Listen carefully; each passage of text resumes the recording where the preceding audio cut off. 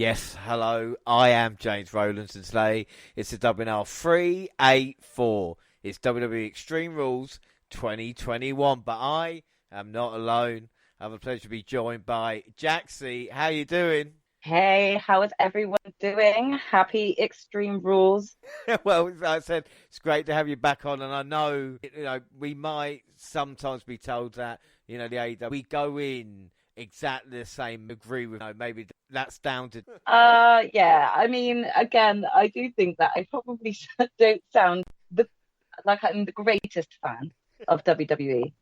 But I assure you, I'm a fan of the wrestlers in WWE. I'm just not a fan of the direction of the promotion. That is the best way to describe it. But I mean, there's always love when it comes to these reviews. We might sound like we're a bit fed up or anything like that, but it's more coming from a point of view where we're fed up of not seeing, certain talented wrestlers have an opportunity. Yeah, well, I mean, without that, we're going to get into the event, but up first, as we always do, we're going to catch up with Raw and Smackdown. Actually, this month, I mean, I have put you through it, Jaxie, I will admit, some Raws and Smackdowns haven't been the best, but at least they're looking to turn the corner at the moment. Well, I mean, I like to think that we're seeing some new light coming to the promotion and things like that. That it's definitely been a bit of a rough start to this year, but we'll never know. You never know how things are going to end up by the end of the year. That exactly, and we are always positive. Somebody's going to start 30th of August, which is Raw. We get a Priest US Open Challenge start the show, but a promo with Lashley MVP and RK Bro with McIntyre Sheamus stop things. We get Drew Sheamus Priest for US title made, and MVP Bobby versus RK Bro for the main event. We see Ripley beating Baszler. Looks like an oddball team with Nikki and Rhea Ripley. Jax laid out both faces. Viking Raiders beat Veer and Mahal. At least on there. The triple threat next was an absolute banger. Seriously, the best match on Raw in years. And in my opinion, it was McIntyre making Priest in that one. Fantastic triple threat. Did you get to see any of the highlights of that? Or indeed... I did. I did get to see that match, and it was incredible. It was so good. I thought all three men did brilliantly in it. And it just brought back the excitement again. And even the result, Priest getting the victory, even though I love Mac, and still good to see the kind of youngest. And in a great hard-hitting match, we get no match with Dude across murdered Krillo. And now for something interesting, we get the Charlotte shoot. It looks like Charlotte Flair was notably pissed with a botch slam by Nia Jax and taking a moment to compose herself, responded by repeatedly slapping Jax in the face and throwing her to a mat. And then you see Jax just going, "No, I'm not having," and just start punching her back. It was, I mean, when I was watching that, I heard you popping. You know what I mean? I heard that roar. Yeah, yeah, definitely. But, I mean, like, to be honest, I'm not the hugest Charlotte Flair fan, but I really love those slaps. She wasn't backing down, and you're thinking wrestler. No, you go, oh, and Nia's going, do you know who my cousin is? Like, I'm not, and then just like, I'm not backing down. Yeah. They managed to, even the referee was going, we see Jax pick, and fans were work. I almost killed Morrison. Yeah, call it that. I was about to say, and the other thing, I would say John Morrison, and moving on to him getting killed by Omos, and we for me, I had hope about his babyface run. I mean, there was a certain level of excitement for John Morrison before we found out who his opponent was going to be, and then I just said right there and then, "Rip John Morrison, I love you, dude."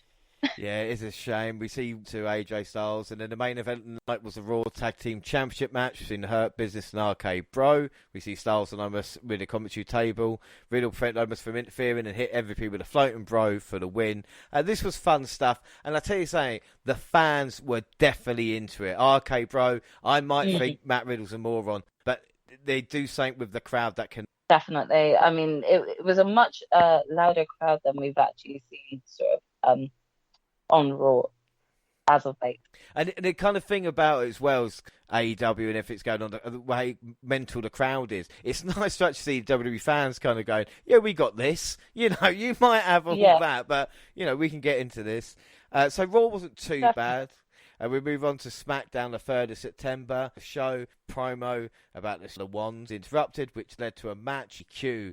But I'm going to say this a lot on this. I do think that no other athlete can hit the air like he can. I mean, I just don't know where he gets that momentum, because when he goes up into the air, it's like he's jumping up into the rafters. Honestly, if he said his uncle was a kangaroo, it'd make more sense, because that kind of, like I said, the leaping ability to just get that high and kind of stay is amazing. But we see backstage Roman Reigns sent Paul Heyman to fetch his cousin. Left the locker room, he encountered Caleb Braxton, interrupted by his Brock Lesnar theme song ringtone. He really should change that.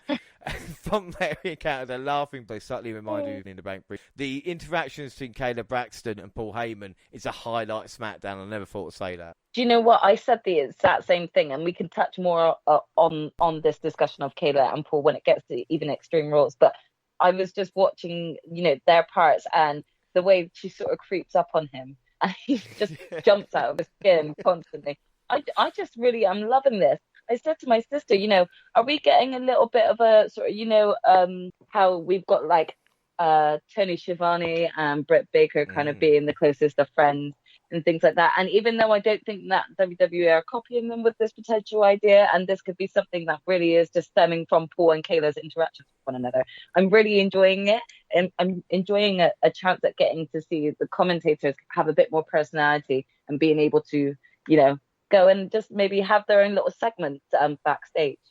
Yeah, it's really, really good stuff. And it's nice. And you don't get a lot of just kind of, you got a smile on the face while you watch it as well.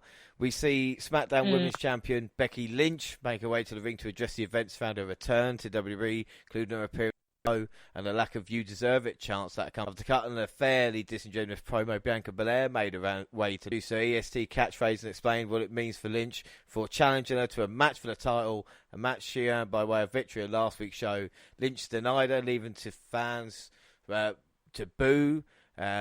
So it looks, obviously, as we get along, this is set in stone. I mean, you were disgusted at SummerSlam with what happened. But I mean, it's never. I mean, that is the best way to describe how I felt at SummerSlam.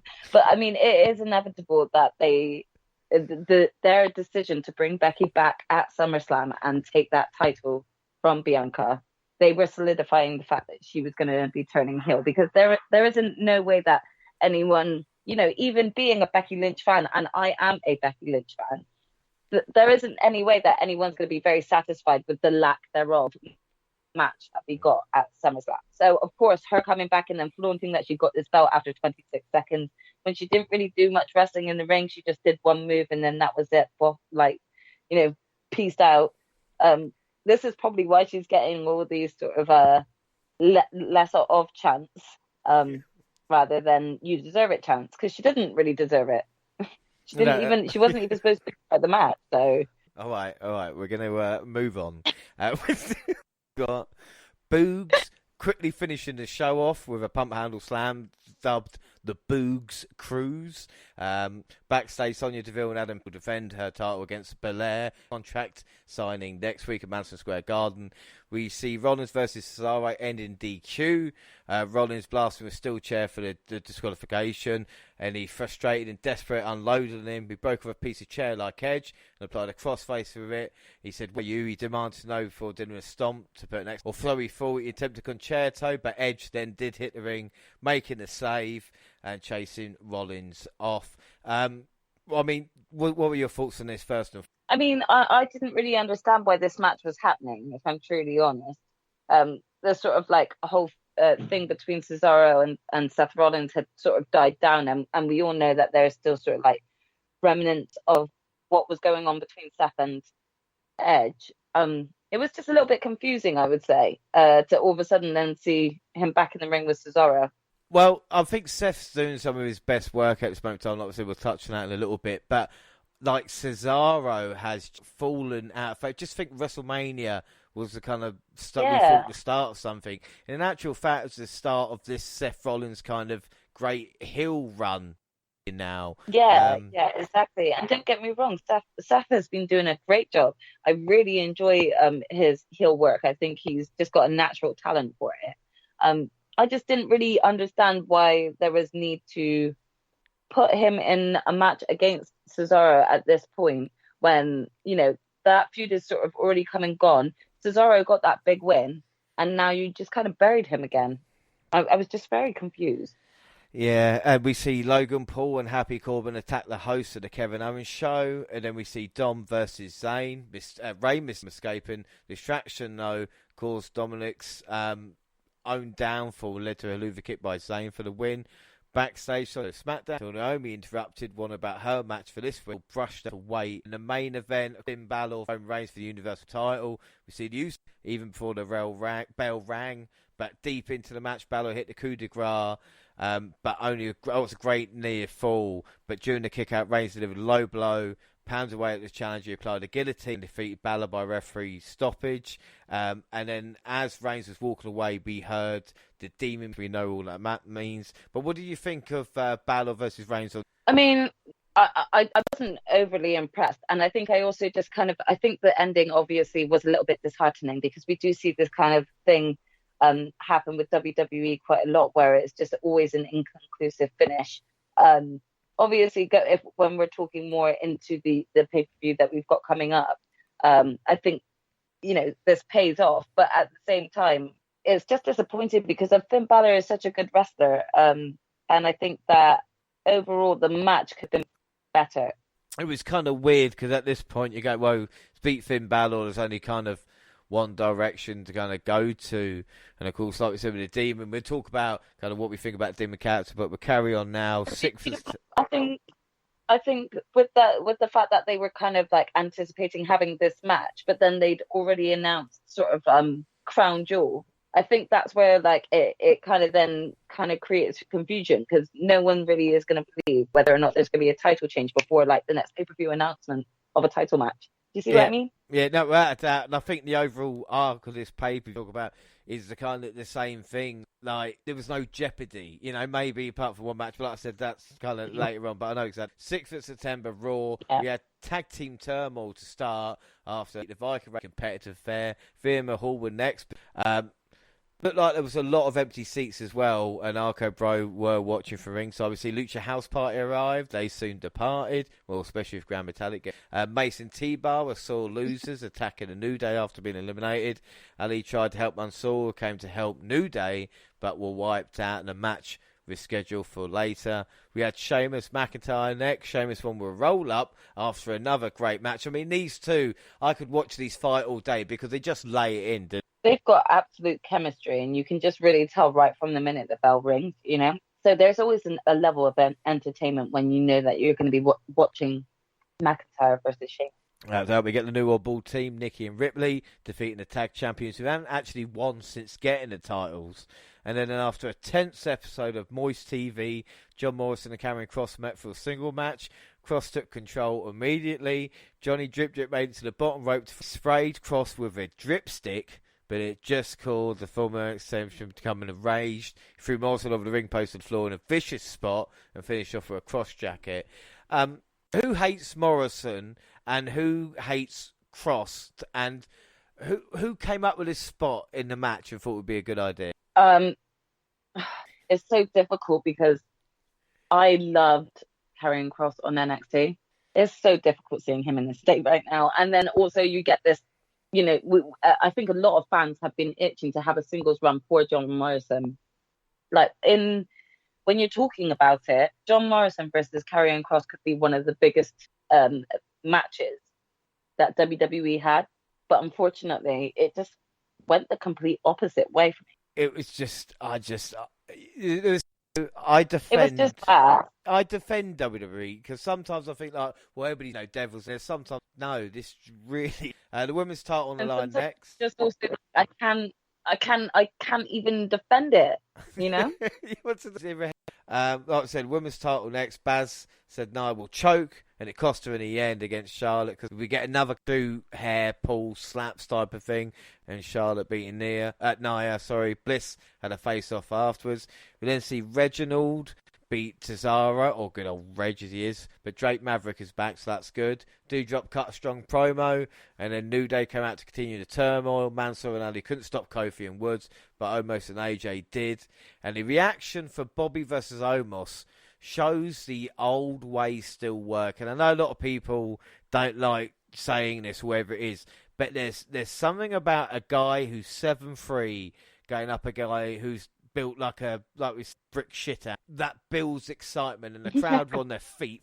Oh, definitely. I mean, another perfect example I probably could compare it to would be like when, Lance Archer is versus Miro, where you've got someone who's just ridiculously tall, and then you've got someone who's really stocky and really strong. It was just overall like one of those dream matches you're excited to kind of get into. No, without a doubt. But we see Bobby pinning AJ in that, but took a chokeslam from Omos and an RKO afterwards. And then SmackDown, September 10th. And this was a big episode of SmackDown. It's a stirring tribute to America on the eve of September 11th. And then we see Roman Reigns and the Usos arrive. Reigns said he runs New York City and thus runs MSG. In which New York surprisingly did, with chants of Roman before Brock Lesnar's music played. The Beast Incarnate made his first appearance since SummerSlam. Before we move on with the segment, how over was Roman Reigns in New York City? It's incredible. Yeah. I mean, I actually wasn't expecting it, to be honest. I don't think that level. Yeah, I don't think Roman was. I don't think he's ever heard that. But I bet you he came out feeling really good about himself, though. Yeah, people love me, yay! Yes, he's like, acknowledge me, yeah! They acknowledged me! Well, we see Lesnar come face-to-face with Reigns before cutting Paul Heyman off. He said, I got a question for you. Why didn't you tell Roman I was going to be at SummerSlam? And good, Reigns left, leaving Heyman unclined. The Advocate fired off for Lesnar for the Beast backed into the ropes. Before Roman Reigns fires, used accept my challenge. Heyman hesitated to grant Lesnar a title match. Champion hoists him his shoulders for an F5. Reigns rocked Lesnar with a Superman punch, but Brock caught him mid-flight. The Usos tried to make the save, but Lesnar flattened him. And the most dominant competitor in WWE history stood tall to close out the segment. And to say the crowd were hot would be an understatement. What a great... I think you could say that was an understatement from anyone that was watching even from their TV screen, because I must admit I was even, very hyped after watching all of that part. And I don't usually get hyped when it comes to Brock Lesnar. But yeah, this was quite exciting. Well, the thing is, it had holy shit chance. You had you fucked up chance. It's just like AEW. Roman played this perfectly. Brock looked great. Loved this. Is this the best segment we've seen in WWE this year? Because it's up there with just, like you said, it we've seen a match that we've seen 6 times. Yeah, it potentially could. And I mean, to be honest, this is a whole new Brock Lesnar, in my opinion. Like, I know a lot of people are saying, he wasn't ready when he got the call back. So that's why he looked the way he does. I think he looks like a Viking, and I think he looks dominant as hell still. So, I don't think he needs to change his look at all. Maybe get rid of the plaid shirt, but that's about it. Well, again, I like different. Different. It's like when the wrestler changed it up. I think that's cool, because it was having the same old. And I think especially like Brock Lesnar, who's had the same look now for, like we said, since he's back in WWE, decade. It's good to see him, say, look, I'm growing my hair. It's not. Exactly. We see Sami Zayn and special guest Atlanta Hawks, Trey Young, to, of course, a boost from New York. Then Big E, Boogs, Nakamura, Rude, and Zayn. And after the match, Big E told Caleb Blacksteel fans may see him again later tonight and maybe Monday night. As for the match itself, WWE can do fun multi. And then Bianca Belair made her way to the ring, ready to sign a contract for Extreme Rules match against Becky Lynch. She did just that. Marched in a coat. That was Elma. Lynch big time Belair and even asked what happened to the contract. When the fans booed, the man took exception. Right, the fans, they chanted, "We want Becky," while she was at home. She left her baby girl for them, and she said before reluctantly signing on the dotted line. The man ducked out the ring and raised the title high in the air while Belair, unfazed, stared her down from the squared circle. So the question is, Lynch a heel? You damn right. What were your thoughts on it? you got. I was about to say the first thing that you got right was she looked like Elmo. That coat was very Elmo. Uh-huh. But yeah, it definitely just solidified exactly what I was saying. Where yeah, the only way that she could really come back and do what she did at SummerSlam was to be turning into a heel. But I thought she played it quite well in terms of how she played the audience, how she was talking with them. You know, any person could actually turn around and be like, you were all shouting my name like not even a month ago, and then I come back and I take the title back, and now you're not. So I can understand from her point of view, even though I'm probably one of the ones booing her. But that is just being purely for my Bianca Belair, love. Oh no, without a doubt. But Belair, should grow as well. And like you talk about with the Definitely. Hill, as Michael Hayes, the Hill has such a dark side. And also about Becky, I don't know if she meant it, but she had half and half of the original Becky, the other half of them. He was going through some transformation as well. And then perhaps you know what, I noticed that as well. But that's a good thing to point out. Like, was this a transition to her becoming heel? well, perhaps for the final time in his legendary career, Edge to Madison Square Garden for a rematch. Seth for a good while. That's not a bad thing. See Edge trapping Rollins in a crossface. The same movement's made it to the ropes and they're setting a break. Rollins tried for the stomp, but Edge countered with a set-up powerbomb for 2. The spear moments later netted the same result. And then a cheap low blow by Rollins in the corner was followed by a super kick. And then 2 more before exclaiming, "Why won't you die?" And then the stomp followed, and Rollins earned the win. What were your thoughts on this? I thought this was excellently told. Yeah, it was just storytelling at its finest. And when you've got 2 veterans in the ring like Seth Rollins and Edge, you can't really say you're going to have a bad match at all. I thought this was brilliant from both sides. It did such good storytelling, and it just left the fans probably wanting more retribution for Edge. Well, the way Edge played it, and the thing that helps as well, obviously, is because we know, so we who care for him are actually naturally worried anyway. So to see the kicks and the way he sold it, and Rollins kind of being asked afterward, good work, and the stretcher job telling us, right, Edge is going to be away for a comeback, especially on like a SmackDown. I'm looking forward to that again. Yeah.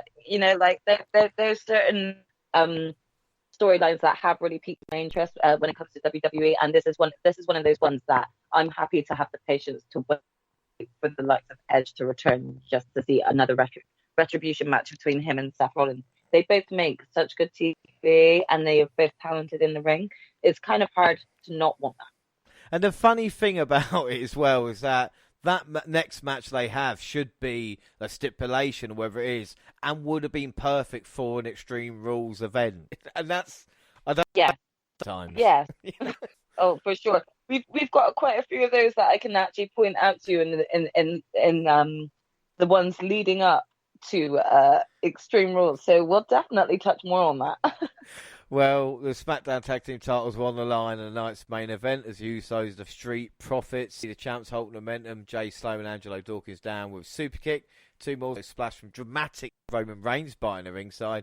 Jimmy missed another Uso splash before, delivered a frog splash again. That man can fly, but Reigns broke up the pin, applying a guillotine towards the referee call for the bell. Infuriated, Reigns grabbed the microphone and accepted Leslie's challenge from early in the night, only for the arena to darken and the demon Finn Balor to arrive. The face-painted alter ego came off the top and confronted Reigns as the show went off the air. What did you think of this? Because the reaction he got was... I thought the whole match itself was really great.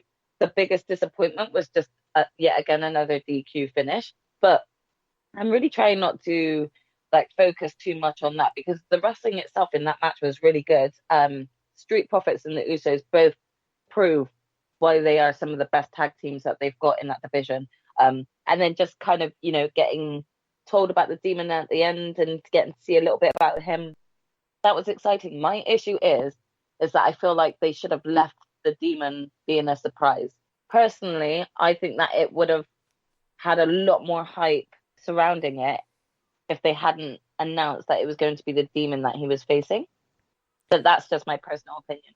Yeah, but I think the problem with WWE is, and I felt maybe the demon came back like this, is because I know they say don't look over at AEW, but it's like most kind of over and fan favourite character to bring him back and get the reaction that they have. Because like I said, this show, the best show in ages, SmackDown flew by. I mean, I loved wrestling when it was SmackDown. Yeah. Oh, definitely. And I also am not disappointed, but like, I just think that, if they weren't looking at the other promotions, there would have been just something very exciting to have been watching the pay-per-view itself and then just hearing sort of like that demonic music playing and then everyone just lose their shit. Do you know what I mean? But I totally understand, when you've got a very highly competitive promotion that you're against now, you've got to kind of pull out all the stops. But it takes away all of those nice, beautiful, juicy little surprises that you could potentially have gone with, Yeah, I think without a doubt. And that's the problem. Sometimes the story will suffer because they're kind of trying to get that boost straight away as opposed to waiting for the payoff. But speaking of which, we move on to Raw, September 13th. We see Big E, then Orton, and Lashley all start the show with promos, hyping the main event, and Big E saying that he will cash in. This was fun stuff. We see Bobby getting hit with another RKO. We get Charlotte versus Baz next. Jax got in the apron, distracted Baz Charlotte to hit a big boot for the pin. We see Alexa Bliss come out with a gift and a hand for the winner. Charlotte first refused it, but the crowd chanted for Charlotte to open the box, and when she did, she found her own version named Charlie. The crowd immediately started a Charlie chant. Charlotte and Bliss ended up fighting, and Bliss got the upper hand to win the exchange. The fans chanting Charlie. Are they as much to blame as anybody? Yeah. I'm sorry. I didn't even wait or even think about that question. Yeah. Don't get me wrong. I think both women are very talented. We need to stop. We need to end this. And obviously we'll talk more about Alexa Bliss's character coming up. But I rolled my eyes so much at seeing kind of the Charlie doll. I think I don't really have much to say about it. Do you know? The only was that the WWE Women's title around the doll's waist would be pretty nifty to get, and you know what I mean. You got a Charlie, but you could put it elsewhere. I mean, and again, that's just the Viking Raiders and Drew McIntyre beat the Mahal. Raiders didn't get any offense in. It was a squash. US title open challenge: Priest versus Jeff. Good match, but I still think Jeff Hardy's a bit off. But I don't know me or what else. But obviously we get onto that in a bit of paper as well. We see Damien retaining, then was attacked by Sheamus. We get 4 women's matches. I'm just saying, maybe take note on that. We get Nikki Ash versus Tamina next, with Nikki hitting the tornado DDT for the pin, which looked like Tamina kicked out, looked terrible. Even the announcer said Nikki won by mistake. Ripley beat Nat after the match. Today, Mustafa Ali and Mansoor versus Mace, T-Bar, Omos and AJ. The Colossus dominated him. He was trying to help, but he almost single-handedly dispatched everyone. Finished Ali off with a two-handed. I tell you what with Omos. Yes, he's green as grass, but you look at him and he's just money. We spoke about the face-off with Bobby earlier. If he can just get a small few things right, the opponent could do so much work. Yeah, I think that right now they're just kind of very using him sparingly. And I don't know whether or not that's like slowing the momentum that could be with Omos. But he's definitely got something. He's got that star power, that star quality that whenever he comes out, he kind of commands the attention of the audience. And you could see that the audience are itching and waiting to see what he does next. I think without doubt. Up next, Dude dropped Eva Marie. Hope they can move on now. And then the main event, the WWE Championship, Bobby Lashley versus Randy Orton. Lashley countered the RKO and hit a spear, but he couldn't get the pin. Orton avoided the hurt lock and hit the RKO, but MVP pulled Lashley towards the ropes. Orton went out and hit him with the RKO too. The Almighty nailed him with a spear to get the pin and retain the WWE Championship, but he was so pissed off he put Orton through the announce table after the match, but he appeared to hurt his knee. And that is when Big E's music hit and he ran down the ref and a brief. WWE normally cuts a commercial before the match. In return, Big E slapped the bell. We see Lashley tackle him and start unloading, but Big E took out his... Lashley countered a spear, but Big E thankfully kicked out the last set. He got to his feet, hit the big ending for the win. Yes, we have a new champion. Your new WWE champion, Big E Langston for the old school. Langston ran down to celebrate with him, and the New Day celebrated with a belt. I mean, this moment for me, I mean, I loved it, but I mean, what were your thoughts? So this was a real bittersweet moment for me, I think. I mean, it was great. I absolutely loved Big E cashing in. I've been wanting him to be champion for a while now, so it's so good to see him finally do it.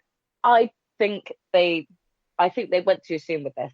I honestly do. And don't get me wrong, I think Bobby Lashley and Big E are a very good duo to be feuding. I think they both have some really great chemistry in the ring. They're both extremely talented. However, Bobby Lashley is on such a roll and he's been coming across like such a beast.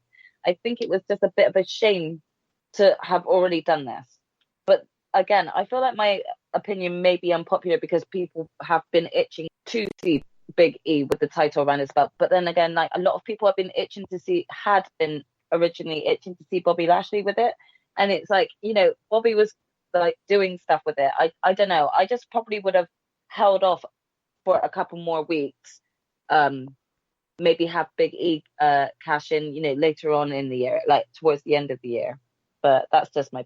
Well, the thing is with Bob, he's doing his work, maybe the best work he's done, and we'll talk about extreme aggression and intensity that he's got.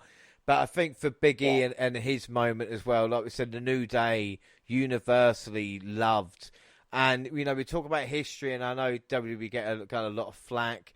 We've talked about history made, of course, at WrestleMania with, we talked about Bianca Belair and Sasha Banks main event. You made it all there as about it. Of course, the first black man beating another black man with championship, which, as I said to him, I hope that's just the norm in years to come.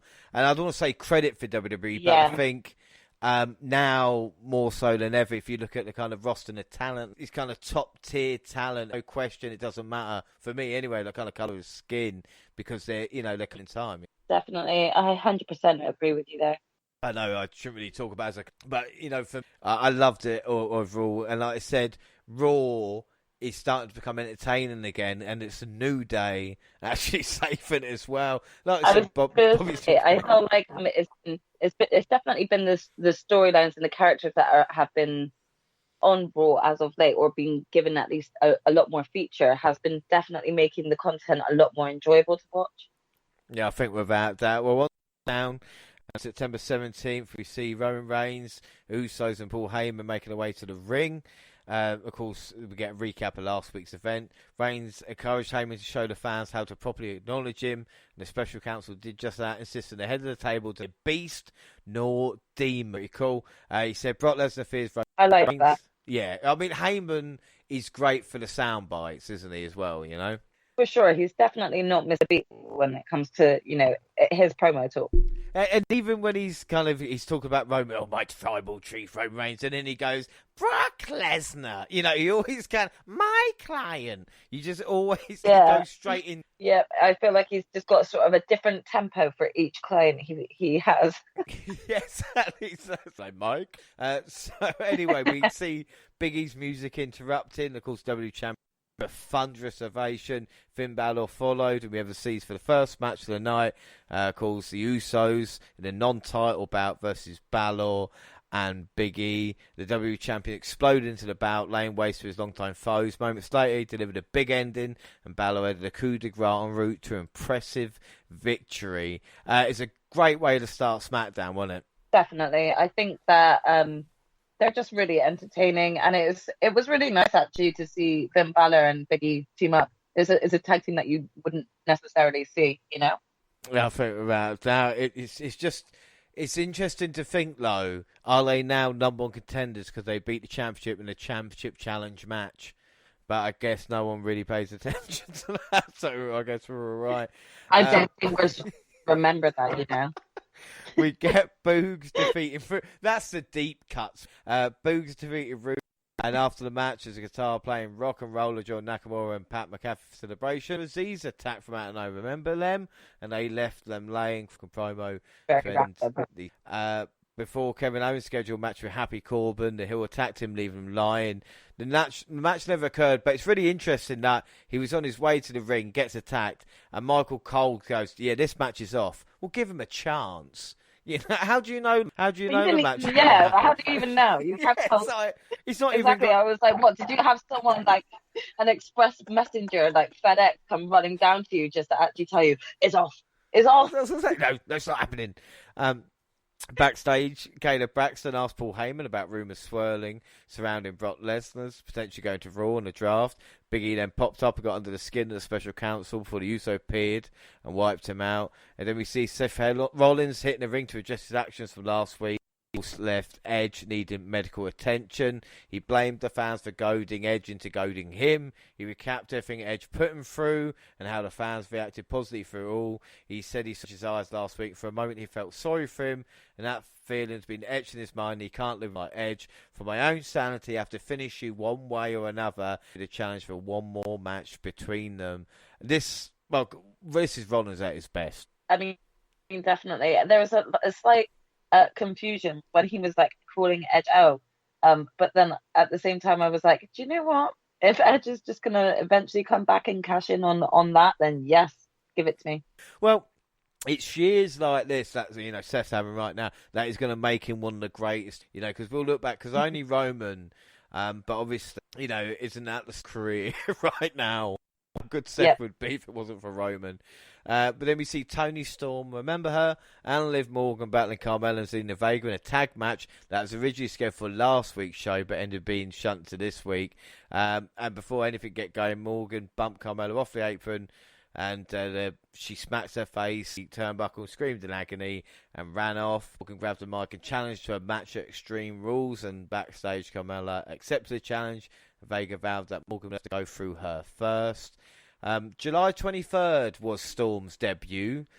This was her second match on SmackDown, and of course it's September 7th. So I honestly don't think that they should have brought her up. I think that this was just too presumptuous of them, and I'm a little bit disappointed because I felt like if Toni was going to come up to the main roster, then she would get pushed straight away, and we've hardly even seen her. I honestly couldn't believe it. I was like, because sometimes they do stuff that makes you think you're going. They'll bring a wrestler up, or they'll change, turn the heel, and then next week to be face, you go, is it? I thought, or they'll announce a match and change it on the next. Anyway, Naomi will get her match. Speaking of which, and then we see Sami Zayn defeating Dom Mysterio again, and then the Mayor Hall of Famer Kane made a special appearance as he welcomed Bianca Belair back home. He made her way to the ring. Her parents seated in the front and vowed to win back the SmackDown Women's Championship. As she sang Rocky Top, Lynch interrupted, mocking the song and backhandedly propping Belair up.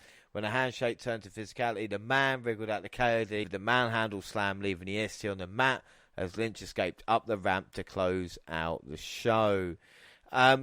I mean, this was fun. What were your thoughts on this first and foremost? No, I think it was good. It was good build up to, towards what will eventually be their match. I just don't know if I necessarily would have invited my parents to come to an event where I'm just about to get my face smashed in. Why not have her stand? And I know, the Go Home show had her at the pay-per-view, whatever happened. But in a home, to say that AEW does so obvious, whoever's in the hometown, just have them taken Lynch out, held that title up. The reaction from anyone in the crowd would have been perfect, because she's not going to win at the pay-per-view. Do you know what I mean? So give her this moment. Yeah. So I just didn't understand why. I mean, as much as I am a huge advocate for Bianca Belair, and I would love for her to get the title back, realistically, I'm not sure whether or not she could be doing it when Becky just got the title from her.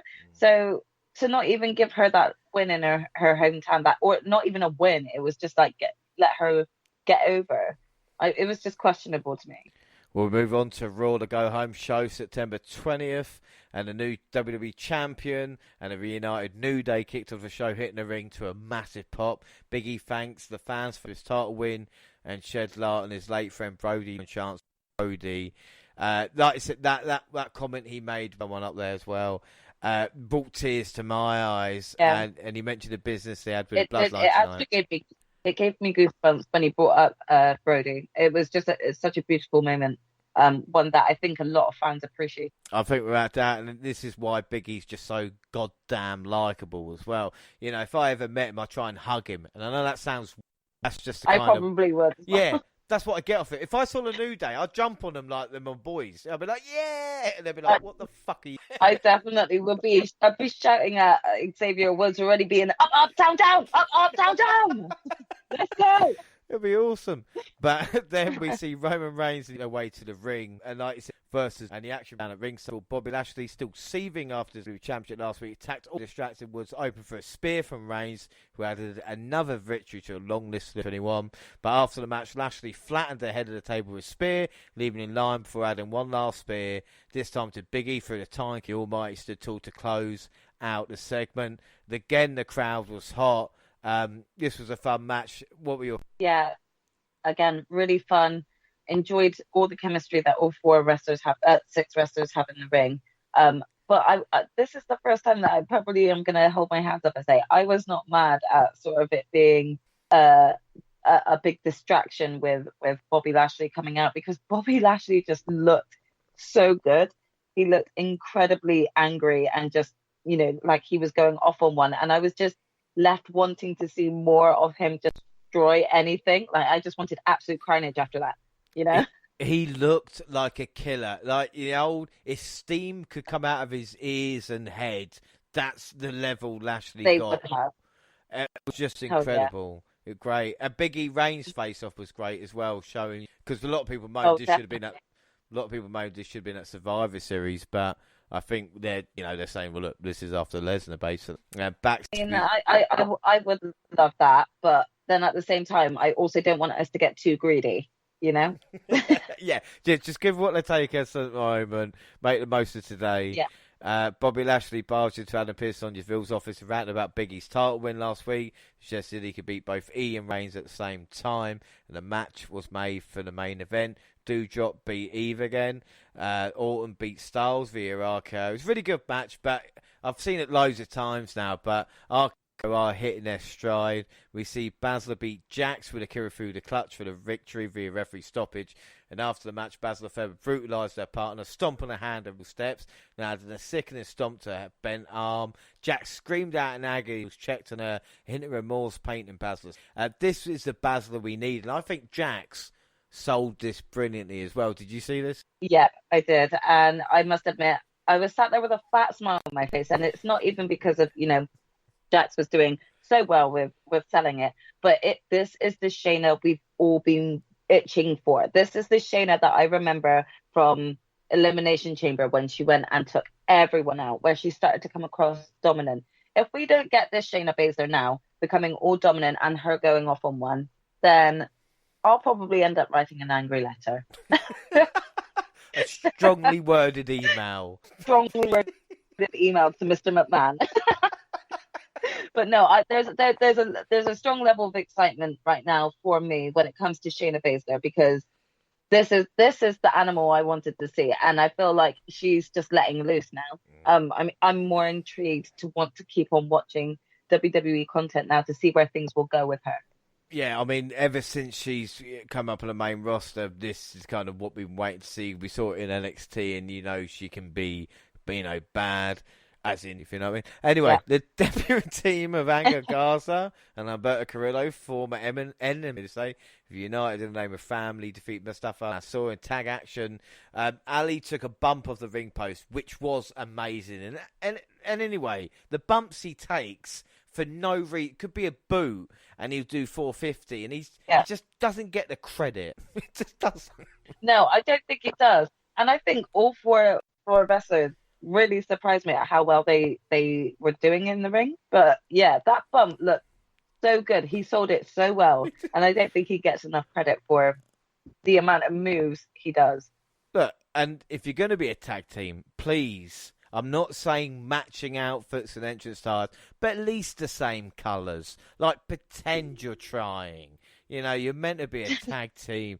Like, there's nothing when it looks like the opposing team. And then Ripley either forgot or motion Ash rolling up Tamina to win the belt. So Nikki takes gold again. That was some hell of a reign Italian Tamina had. I mean, like, I felt really sorry for them, especially because Natty was injured at one point, so that kind of thwarted a lot of stuff. I'm really just not a fan of putting two random people together and then chucking the belts on them. And so I really do enjoy Nikki Ash and Rhea Ripley, but not together, not as a tag team. So yeah, this just was there for me. This didn't do anything for me, to be honest. The thing is, the problem when you don't have a proper tag team, then you get the kind of your two stars, and it's always an oddball, and it can be anything. It could be two-star main eventers not getting along, like when John Michaels did way back in the day now, or you kind of Nia Jackson and Shayna. Yeah. Exactly, like, and they see RK Bro, and now you're getting it here, and they're going, well, that's that hold the titles, but it doesn't. You're not building teams, because when they lose the championships, they'll just go their separate ways. You know, there's not going to be any problems unless they've built a Ripley Hill time. But but that match just kind of made me realize how much I missed teams like the Iconics. The teams that were actually together in the Elimination Chamber for those original tag team belts. You had, before she had left, Liv Morgan and Ruby Riott, they could have been, the Riott Squad were definitely a solidified tag team way before any of them were let go. And they've just ruined all of this, So now all they've got is a ton of singles female wrestlers, and none of them are legit tag teams.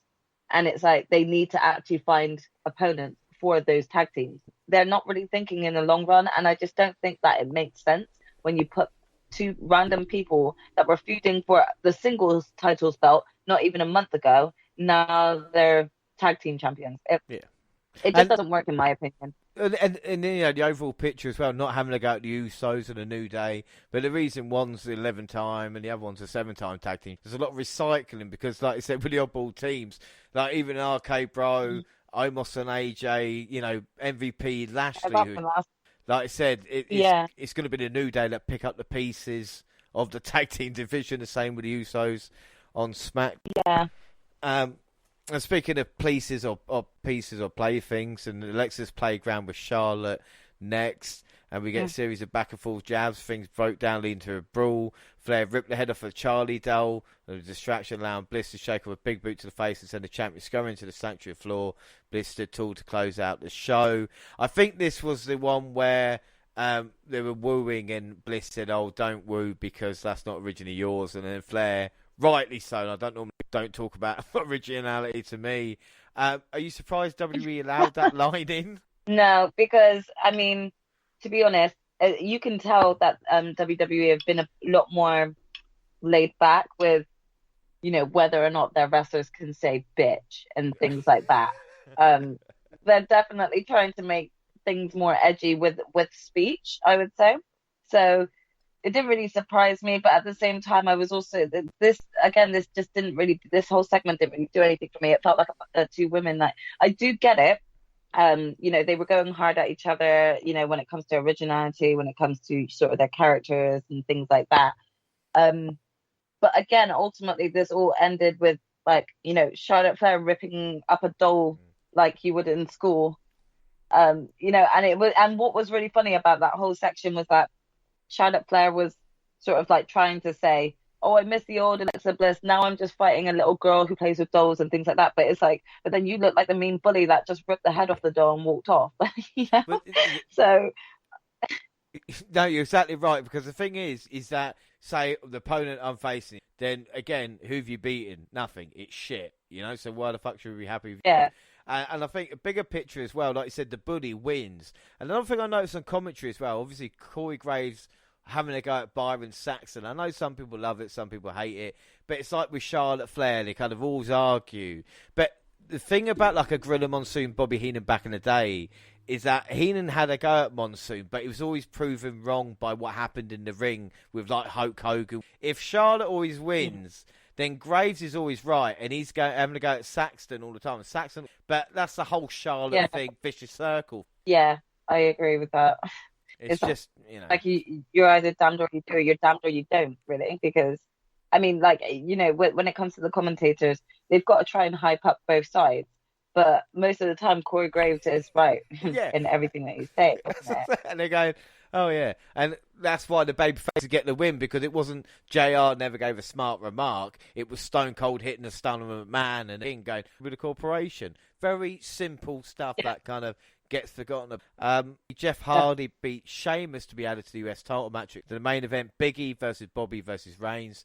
See the W Champion spear Reigns through the ropes, and Lashley grabbed a chair and blasted Biggie repeatedly, unloading a week worth of fury on him. Reigns sees the opening, delivering the spear and earns a hard-fought win. What were your thoughts on this match? Because I know Reigns won, but I actually...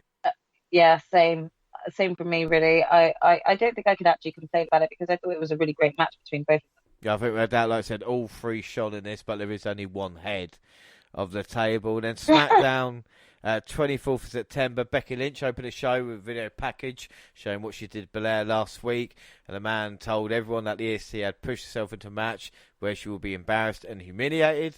Blair arrived to promise she would win on Sunday. She had no fear. Slam, and the EST extended a hand, but the man slapped her in the face. Then a fight broke out and ended a KOD on Lynch, and the man cut a promo backstage later where she promised to break the EST.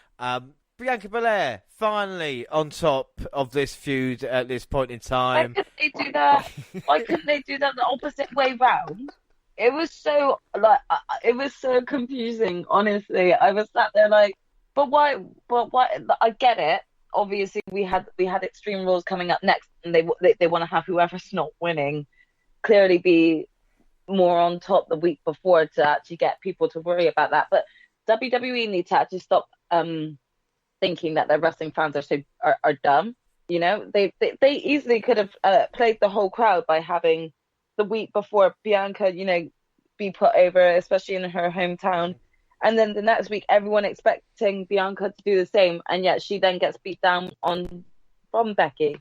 I don't understand why it always has to be right, because you might lose, then you're not gonna you're gonna have like a big push and go over the week before. It's just these rules need to get changed about a bit. It's just very confusing. And it's the first time I noticed Bianca Belair's jacket as well. And I don't know if I've just not been paying attention, but she had like all her accomplished Royal Rumble winner, and then she had... I noticed that as well. Yeah, on the arms, Sasha Banks, and the name shitting up. I mean, that's so cool. Why don't wrestlers... You know what? I think, who else did it? Someone else. Oh, it was Lita. Lita in the first ever... Women's Royal Rumble, she had the names of all of the female wrestlers that weren't able to, be part of that experience. But it kind of reminded me of that, like having accomplishments on her as well. And I really like that. We all know that Bianca Belair does a lot of her own wrestling gear, and I just think that she doesn't get enough credit for the amount of creativity that she brings to each and every outfit of hers. Yeah, I think without a doubt, and like I said, I'm maybe not concentrating on the kind of hair, but I know she styles and stuff like this, and she, like I said, she looks like a star, and I think that's so important to forget something the way you carry it. Cruise of Nakamura defeated retain championship. It was as good as a dozen other matches that they've had. We see Rollins calling an Edge out again, who will return next week. Zelina Vega defeated Morgan by pinfall, which is a little bit of a surprise. And then Happy Corbin showed off his custom suits through Talk Show. Happy Talk. But the thing is with Happy Talk, I was thinking, that doesn't like Happy Hour would be a good show, but just Happy Talk. But anyway, he talks about how great his life was. Why do we need, just because we got rid of the Miz and Morrison's little talk show, why did we need to get a new thing? We already have things like the KO show, Alexa's Playground, stuff like that. We don't need this. I just don't want it anymore. Please stop giving me it. I would make the most of the KO show. No, but I'm talking about this Happy Talk. Yeah, I'm just talking about this Happy Talk. I don't need it. Without a doubt, we don't need it. And what else we don't need as well is Owens getting the Ambrose. If that is in case what we're getting here, yeah. I feel like we are. Well, we got attacked again from behind. There's just I'm so tired of that name. We've seen him take a lot of punish for no, there was a month last year he was getting his ass kicked. He's he's nowhere to be found, even on the pay-per-view event as well, which I found a little bit disappointing, to be honest, because whenever KO is in a match, he delivers, So I was kind of shocked to not even see him on the wrestling card. It's Natalya versus Nikki Ash. After some action at ringside between Ripley and Tamina, Natalya fell right into a small package from Nikki for a shockingly quick loss. Shotzi and Knox arrived afterwards to shoot their tank at the champions, clearly requested their own shot of the gold. Rey Mysterio trying to coach Dominic, but Dominic didn't want to hear it. He told his father to let him breathe, and after Reign left, Sami Zayn tried to convince Dominic to trust his instinct over his dad. And again, at least that's something different to make in there, you know.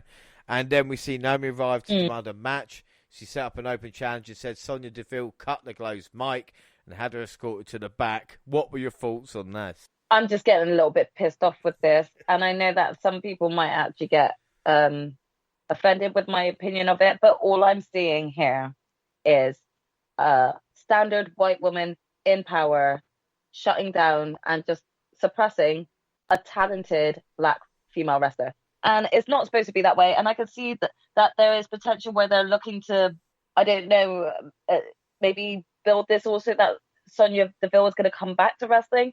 And that would be even more exciting. But I just don't like this play. I just think it actually hits a few home truths for a lot of people who are dealing with this in a regular day-to-day basis in their own job of being suppressed and things like that. And when you've got especially someone like Naomi, who had one of the biggest pops in her return for Royal Rumble, just actually be ignored throughout this whole time since then, it just doesn't look good, you know? So even if that wasn't their intention, as a woman of color myself, I don't appreciate that type of storyline for that wrestler. When she has got so much talent, she could already be inserted into the picture. She already even pointed that out to Sonya the week before, being like, you know, I am a former SmackDown Women's Champion. You should be treating me with respect.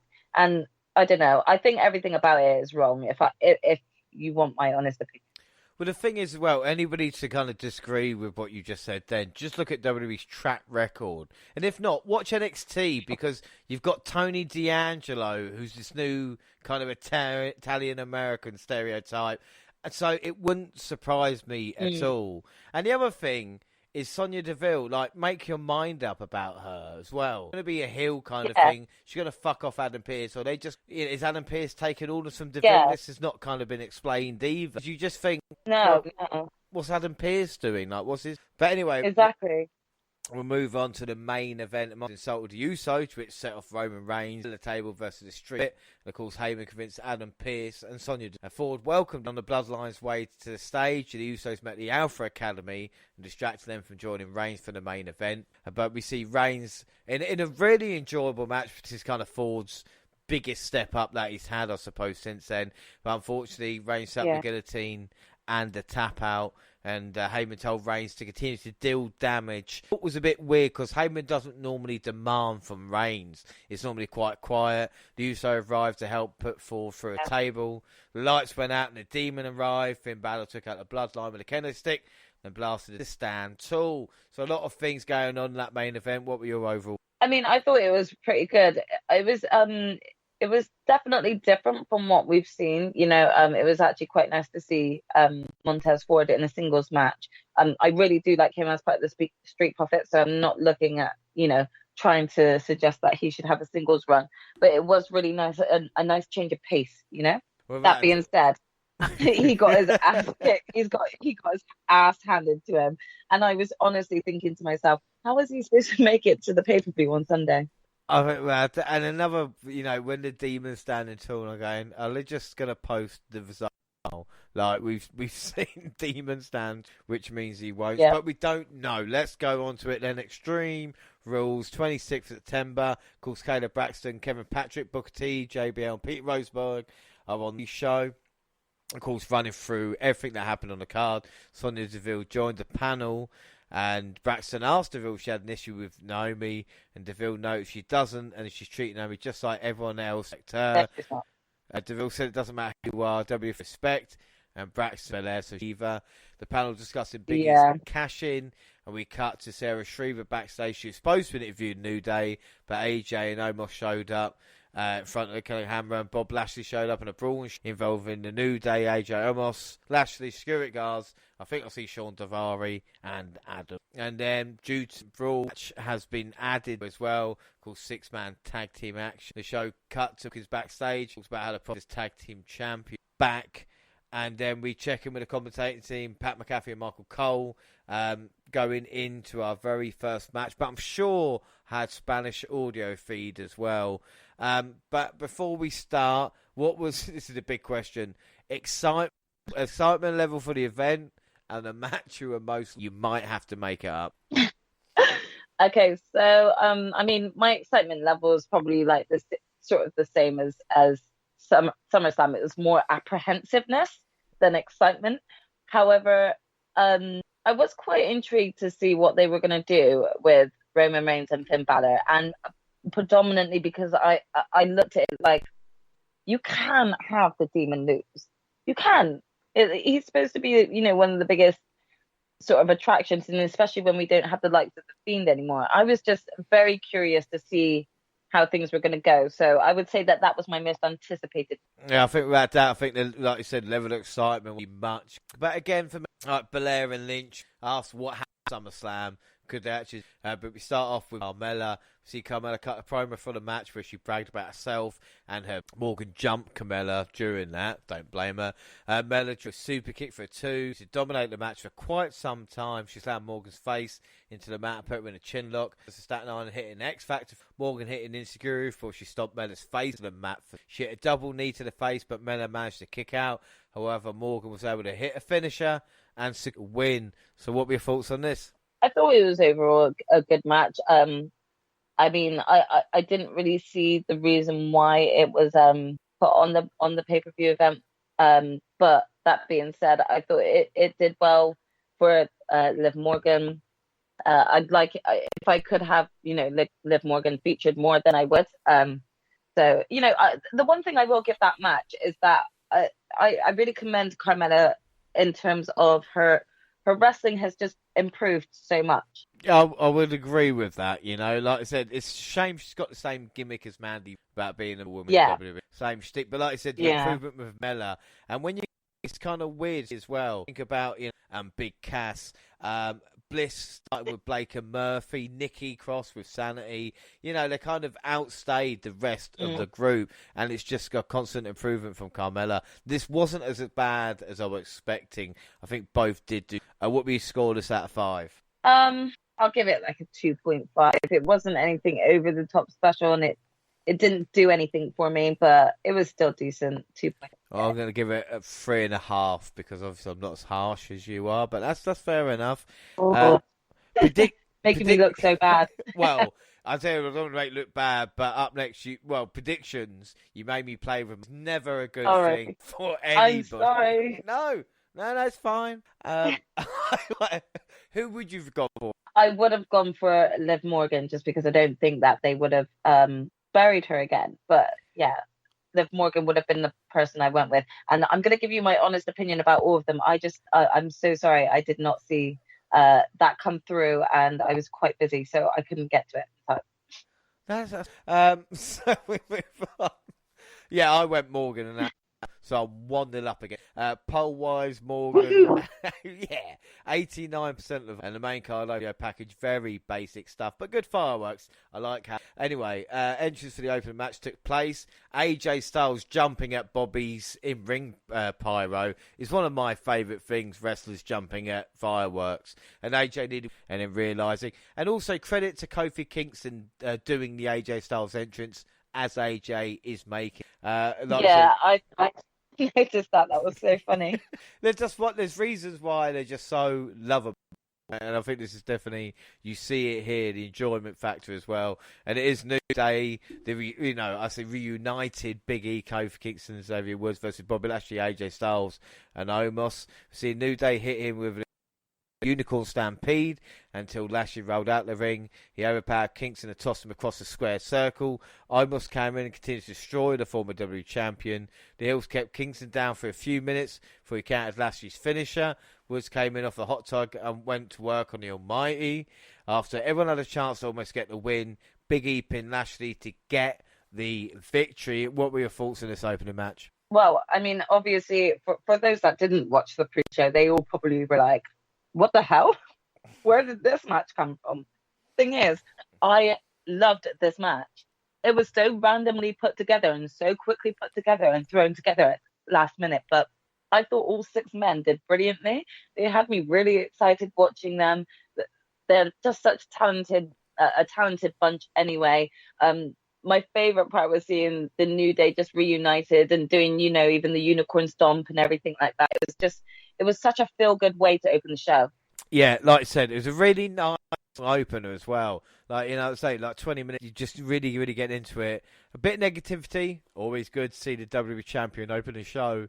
Right, I'll move on. A good way to start, though. Like I said, face's right to win. And they all did well. I love the aggression of Bobby Lashley. I know we touched on, but that man's just like so angry. I just want him. He could spear through a wall. Like, that's how mad. Honestly, this is how dominant he came across, and I was just thinking to myself at that moment, it's such a shame because I'm really want Big E as the champion, but I feel like after seeing the way he just devoured everyone in that first match, I think they may have made too much of a rush decision by taking the belt off. Yeah, well, this is an interesting thing, but these two men, as in Big E and Bobby, even in these 2 matches that they had, Raw and now in the Triple Threat, it's just feel it. There's something special about seeing these guys, as they say, slapping meat. That's kind of, You know how I think there's a lot of wrestling fans out there that actually say the term of, I could watch these guys fight forever. And it's always about a specific team. The Big E and Bobby Lashley, I think I could actually watch them in a match against one another forever. I just think they both bring so much talent. If WWE just let them loose, they could probably have potentially one of the best matches of the year. Yeah, they just trade the WWE Championship between the 2 of them, for a couple of months at a time. It would just be wonderful. Fine. It would be great. Just do that for a whole year. Like I said, great way to start the show. I'm going to give it 3 out of 5. I really enjoyed that match, so I'm going to give it a 4. And I didn't do a prediction on it. No, the prediction is just made non-applicable. Poll applicable. They want to add it so late. What happens? Announce it. See, this is your fault, WWE. We could have actually had a poll up for this, and you didn't tell us. No, you fucked up. You fucked up. That's what We should have chanted that. That's unbelievable. Well, we see Becky Lynch was shown set the title back down backstage and trying to, I saw. And then Jimmy Uso and Jay Uso versus the Street Profits for the tag. Dawkins came in hot off the tag and hit both Usos. It kicked to the head to knock him off the apron, but Dawkins caught his suicide dive and hit a slam to the floor. He blocked, ran him into the barricade. He then hit a suplex and twisted net breaker for a close 2 count. Ford tagged in and Jay blocked a huge frog splash with his knees. Dawkins tagged back in and barely kicked out after an Uso splash. Ford took out both Usos with a huge dive over the ring post and hit Jay with a frog splash. Jimmy barely managed to break up the pin in time. However, finally got a double. I mean, this was always going to be good, but again, everything was incredible. Right with tag team wrestling. It really was. It actually, I actually turned around to my partner and he doesn't watch WWE, but I still turned around to him and I was like, I am so excited from this tag team match. It is so nice to actually feel like this is a WWE pay-per-view and look at how lit I'm getting, So for me, the first 2 matches really stood out, and Street Profits and Usos, you can't really go wrong. Both are such talented teams. It was really hard to actually see who was going to be the winner. Well, like I said, it's great, crazy near fall right at the end, especially who did a fantastic day. I thought I say we had it won. That's how much I got into it as well. It's like we nearly won the titles, and that's when you got a good team. My only thing is, under the rules banner, these teams have make it a table match. The fans were chanting exactly, especially when you had the fans. I was even going to tweet and be like, okay, I haven't heard "we want tables" chants in God knows how long. Why are you not giving us tables? It's Extreme Rules. For goodness sake. And not only that, it would have saved the profits of being pinned for a table. You can say, well, it's only a table. Very, very simple. But great match. What are you going to score out of 5? I mean, I'm going to give that another 4 out of 5 because that was just really great. Oh, prediction-wise, Usos, who would you have gone for? I would have gone for the Usos. I didn't actually see them losing it originally. So that is, shall we say, until you go ahead of me and I don't count it. Poll-wise, Usos 80%. Backstage, Bobby Lashley called Big E a chicken shit for the way he used the Money in the Bank contract to win the title and the way he beat him in a 6-man tag match. Lashley challenged Big E to give him a title match. This was great, and you mentioned it earlier. You can see a little bit more attitude, and if anybody, if Bobby Lashley called me a chicken shit, I wouldn't have a match. I would run as fast as I could. Yeah, definitely. I mean, when he actually called him out, and this was still on the pay-per-view itself, I was thinking to myself, I am very pleased by this. I don't know if I was ready just to kind of have things end the way that they did during the 6-man tag earlier. So to see already that he was calling him out, I was already just like, throwing my money at the TV. Give it to me. Without that doubt. And speaking of money or blood money, we find out Crown Jewel next. WWE Extravaganza are saying. My only worry is they don't cram a paper Crown Jewel and Survivor Series because it'll be over. And I know I don't mind sacrificing October pay-per-view for Crown Jewel, Yeah, I don't know, because I've never been interested in watching the Crown Jewel pay-per-views. So for me, I would have preferred them not have the Crown Jewel pay-per-view and actually have Extreme Rules a bit later and actually build up some extreme matches for it, I see what you're saying, but crazy, you've been watching. Yeah. How long have we been doing this? I don't normally say that to anybody. Yeah. No. I'm gonna force you to watch Crown Jewel. It's gonna be okay, so if whoever's listening, if he manages to get me to do Crown Jewel, just know that I'll probably be stalking the whole time. Well, I'm hoping if things work out.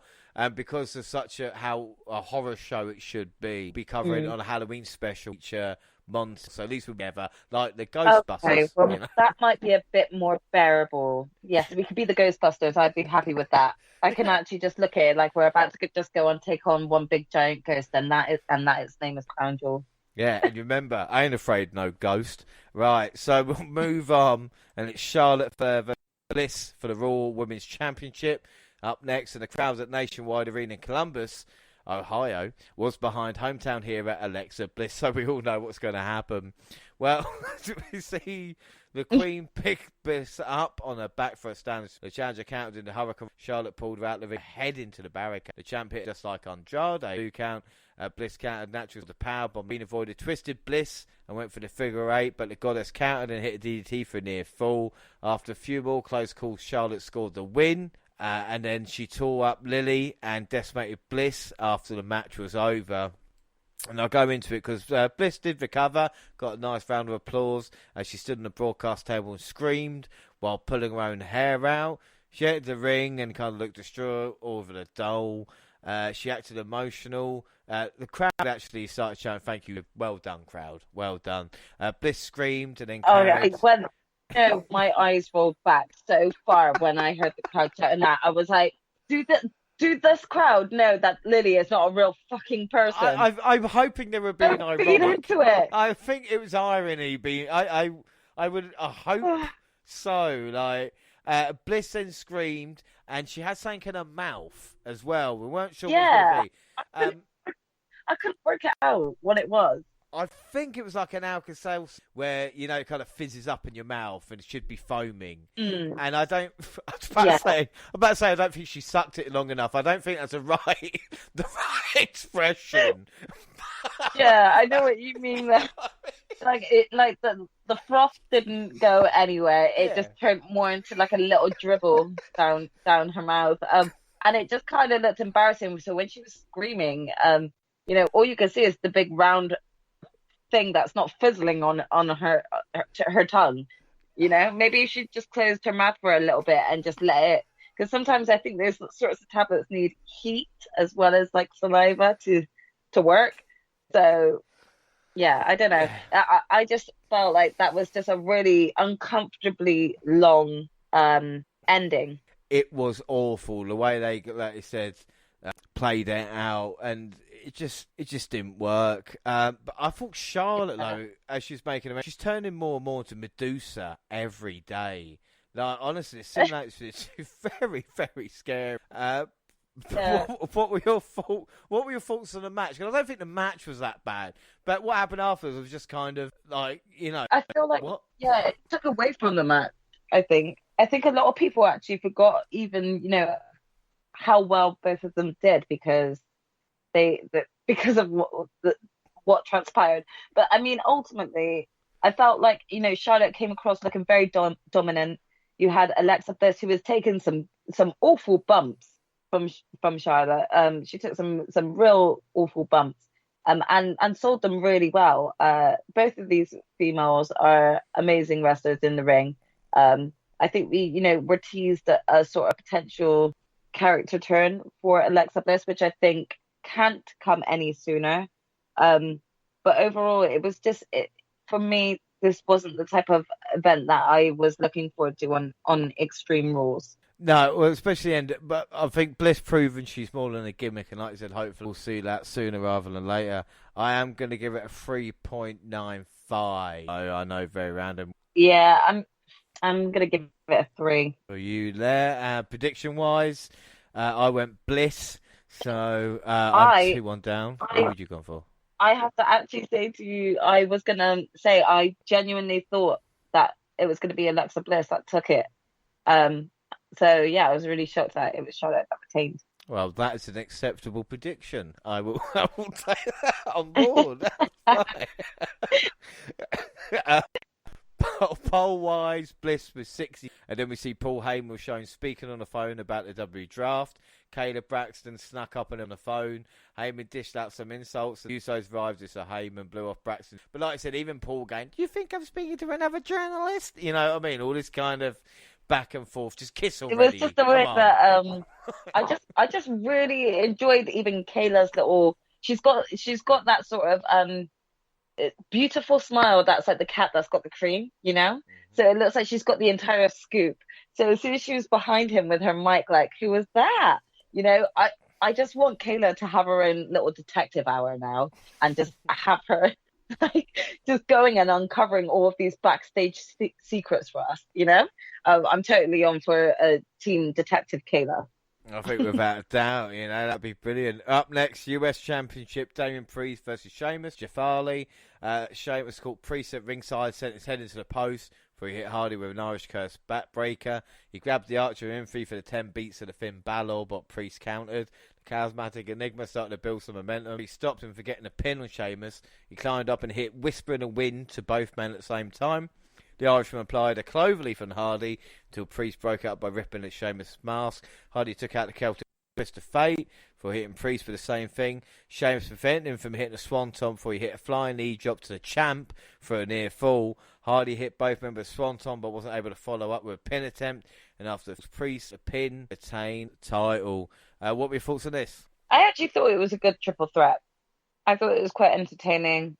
I enjoyed it. It was good. It's fine. This felt a bit like a Raw match, and I think for me as well, Jeff had no chance of winning, but the fans were behind him, and that near fall where they thought Jeff was, has he always been this popular? Like, why did WWE not use him? But I don't know about you, and I might just be harsh, but I'm noticing a few fumbles, and I've seen it in recent times as well. Is he just missing a step or two? Should I forgive him, or should he just think about winding it down, especially with the chances he took in it? Do you know what? I honestly just think that he's fed up of how he's booked, and I just see I see him as a passionate wrestler. I just don't see him passionately wrestling right now. Does that make sense? Yeah, that's again, the case in point. Sheamus is having a time of his life. He's loving it. Sheamus, he really is. I mean, I don't even think Sheamus necessarily has to win. He still comes across looking great. I think he's really entertaining as a character as well. I just really enjoy everything that Sheamus does right now. I just want Sheamus to do the Hardy dance on the top rope every week. Like, when he did it, I was like, "What the fuck is he doing?" Oh, that's funny. And he's the interaction with the crowd now. He's obviously hanging around with his best mate, McIntyre backstage. It's just good and protect Damian Priest, protect him at all costs. We haven't had a babyface called in a very long time. They've done a lot of the hard work of building him up to be that baby face, but with his run at WrestleMania, with him teaming up with Bad Bunny, all of this. So it would be a big extreme downfall if they were to already sort of mess this up. Like right now, they're on a good running streak with Damian Priest. They should keep this going. Without a shadow of a doubt. Out of 5, what are you going to score? I'll give it a 3.75 because I actually enjoyed it. I thought it was quite a good match, and I thought all 3 men were okay in it. I didn't have any issues with it really. Yeah, exactly the same as me. 3 and 3 saved it. Prediction wise, I did go Priest. Who would you gone for in this one? See, I would have gone with Sheamus. I was thinking Sheamus might get it back. I would accept that. Obviously, I'm 3-1 up against myself at the moment. Poll-wise, Priest 79% of the vote, Jeff 17%, Sheamus with 4%, which I guess was Jaxie's vote, but that's fine. Backstage... Sorry, my bad. Backstage... Me on my onesies, just voting for Sheamus. Come on, Sheamus. Checking it every minute. It's not gone up yet. Right, next time I'll get my twin to vote as well. I'll text her and I'll say, please, can you vote for Sheamus? Because no one did but me. Backstage, Big E delivered a promo, mocked Lashley for saying he wasn't ready. Big E told him to get his ass ready. He comes to the ring at 8 sharp for their title match. And after an hour, Cole and McAfee announced Big E versus Bobby Lashley. We'll cover that next time. We'll have a look back and a video pack. I was about to say Crown Jewel, but I've already had to make a bet with you about that, so we'll have to work something else out. We didn't get a video package set up for the SmackDown Women's Championship match. It's Becky Lynch, Bianca Belair. Tried to offer a handshake, but Belair wasn't about to. The EST almost hit the KOD for opponent rolled out the ring to regroup. How much would you have loved Belair hitting the KOD and getting the victory in like a minute? Oh my gosh. For a split second, I thought that's what they were giving us, and I'm not going to lie, for a split second I was actually really excited because I just thought to myself, no one ever does this where, someone's lost the title in that quick seconds and then they actually win it back in just the same amount of time, and I thought it would have been excellent for storytelling, and then they didn't, so. No. Fuck them. Belair avoided a disarmer and whipped Lynch from corner to corner before hitting a body slam and a splash for it. The EST backflipped over her in a corner, hit a drop kick, then about to the ring. The crowd chanted for both women, stomped Belair in the corner, man nailed her a running leg drop, but missed the second one. The EST picked her up and powered her out a headlock to it, an impressive. Like I said, the power of Belair, is just incredible. And we saw that in this matchup, just an athlete can do. We see Lynch got a trademark submission applied, but Belair was able to reach ropes to force a break. They fought outside the ring where the champion drove her opponent steps. The tightrope leg drop got a close 2 count. They traded strikes, slams, and near falls several times. And I will say, before we get to the finish as well, Lynch, I think she started too early of the look on her face where she's going, oh, how do I put her away? How do I do this? And it's like, until you've hit the move that beat her in 26 seconds, then you can act like, I've got nothing left to beat her with. If you know what I mean by that, I think Lynch maybe. No, I do. She did all right, but and like I said, the match up to that point is really, really getting going. And then Sasha. I thought that she had a bit more of an aggressive side that she started to show. I just was disappointed that we didn't get to see too much of that. You expect, I say you expect, we're watching it thinking, we should get a finish, and then we see Sasha Banks running down to look and attacking Belair to cause a DQ. She destroyed the EST before taking Lynch down too. And it was great to see Banks back, but you think, why not wait till after the finish? But then again, they don't want to give Belair another loss. So, what were your thoughts on this overall? I thought the match itself was good. I actually was dreading this match because I just thought to myself, they're just going to put Becky over. It's going to be nothing to do with Bianca, But I honestly thought that she did really well. I felt like Becky probably could have done a bit more just to kind of rile up the crowd if she's going to be playing this heel persona, then go for it like 100%. I just could not have like hated the ending any more than I did. Don't get me wrong, all of us want to see a bit of Sasha Banks, but at the same time, I also don't know anyone that was really happy with that ending. Without a doubt, again, let her pull the referee out, or you know what I mean, when KOD delivered. That... 1, 2, the fans start cheering, you realise, oh no, Banks has pulled the ref out in attack. Do you know what? I think that would have worked better than because I don't think that the way that she came in, it was just like less impactful. It's just literally just a run down into it. You're going, oh. Because it also made me feel like, right, okay, so you're going to turn this into a triple threat, and yet this still is not giving Bianca Belair the opportunity to have her one-on-one match, because of if we actually took Sasha out of that situation, could Bianca have won? She was about to deliver the KOD. So could she have won and actually got her title back? So then all of a sudden, now we are being made to think, right, Sasha's going to infuse herself into this, make it a triple threat. And I don't see that as fair. Well, the thing especially when they've gone ahead and made Bianca lose that title within a certain amount of seconds. The least they could have done is actually have a one-on-one match where it actually ended on one-on-one. Even if Bianca lost there, and then they just decided, you know what, next week on SmackDown, we're going to have Bianca and Becky face off again, and then bring Sasha back. Do that then. I didn't do it. Don't do it a pay-per-view. Like I said, you could argue in the main event they put that left to the next one. Belair did look great, and if you had faith in long-term story, okay, Belair, she's going to win the Rumble and go to Mania, challenge Lynch again and finally get a moment. But because we have no faith whatsoever, we think, well, that's it done now. Like, especially with Sasha Banks coming back. I hope, it does work out that way. I feel like this is going to be a good thing for Bianca. She's getting a lot of exposure at the moment, but I don't think that this is like the end for Bianca. I think that they are going to, I think we will see gold around her waist again soon. Whether or not that's against Becky Lynch, I don't know. I think that it could be, thanks to the draft that we've got coming up, it could potentially be on the opposite side, Well, like you said, the draft is vital, and I think the women's division more so than ever. Charlotte's kind of wiped out all of Raw. We what's going on in SmackDown.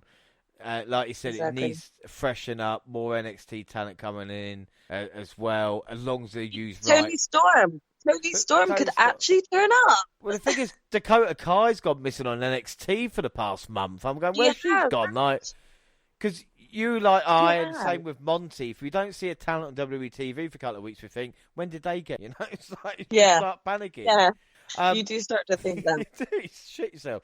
Lynch challenging Bayley Cole, and another few match for Belair, and another one with a pay-per-view. Doesn't happen on SmackDown. They only reserve it for the pay-per-view. Yeah, that needs to stop. It gets old real quick. Look, we've all seen the amount of women that can do hair pulls.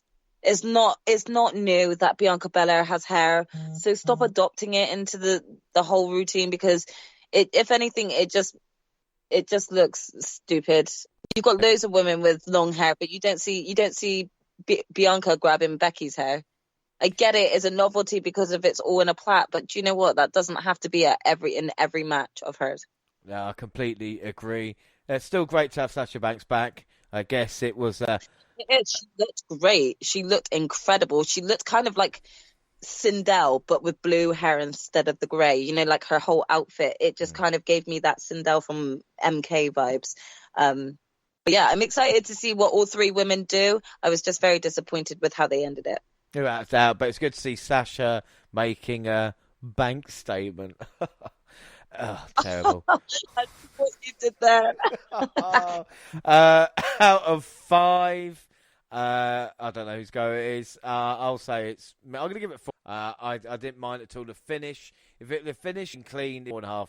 I was gonna say I'm gonna give it a 4. If it wasn't for the finishing, it probably would have been 4.5 because I felt like the wrestling was really good in it.